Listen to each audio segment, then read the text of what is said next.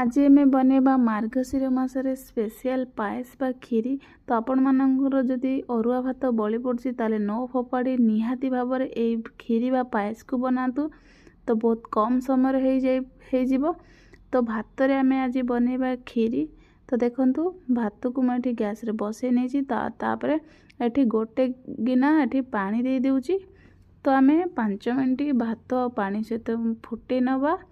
तो ये 5 मिनट फुटी सारा पर आम कभर काढ़ी ये 1 लिटर ओमफेड क्षीर देदेबा जो आम आज क्षीर पूरा बनैबा।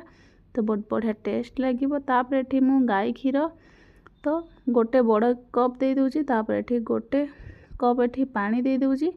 तो ये गोले नौ सबको। तापर मु 15 मिनट छाड़ दूची घोड़े की। तापर आम अमूल पानी करनवा जो भल टेस्ट लगे और खाइबा को भल लगे। अमूल आपण मैंने निहाती पकई ने। ये 1 बड़ कप ये अमूल को गरम पानी में गोले नहीं। तो देखो ये 15 मिनट पर आमर बढ़िया से फुटी जाइए। तो तापर आम जो अमूल रे पानी बनई तो ताकू एबे देदेबा। तो आपण मैंने निहाती बनई अमूल पानी पकेबे। तापर ये आम आउ 10 मिनट कभर करनवा। तो 10 मिनट पर आमर फाइनाली रेडी हो जाइए खीरी बा पायस। आपण मानकर जदि भात बली पड़ी ये ताने न फोपाड़ी बनई नियंतु। तापर ये 1 चामच मुझे घी गरम कर नौची। तो आपण माने खीरी रे निहाती घी पकातु बहुत बढ़िया बास्ना बढ़िया टेस्ट लगे। तापर ये मुझे ड्राई फ्रूट्स पकई नौची अल्प काजू और किशमिश की मु घीर किसी समय भाजी नेबी जो बढ़िया बास्ना टेस्ट लगे।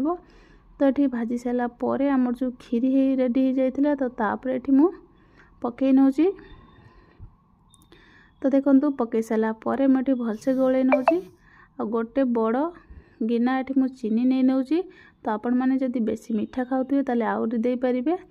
तो चीनी पकई सारा पर देखो भलसे गोले की। तापर ये मु बास्ना और फ्लेवर पाई तो मुझे 1 बड़ चामच गुजराती गुंड दे दूची। तापर मुझे 1 चामच ये मिल्की मूड पकई नौची जो बढ़िया लगे बहुत भल टेस्ट लगे। तो ताको भलसे सबको मुझे गोले नौची। तो देखंतु रेडी हो गला आमर बड़का भात रु खीरी बा पायस। तो आपण मानकर जदि बली पड़ी भात ताले निहाती न फोपाड़ी एमती बने खातु और समस्त दिंतु बहुत बढ़िया लगे। बहुत कम समय ये आमर हो जाए। तो आपण मानक जदि मोर भिडियोटी भल लगे ताले निहाती भाव में लाइक शेयर सब्सक्राइब करने और भिडियोटी भल लगे कमेंट रे जणेबे।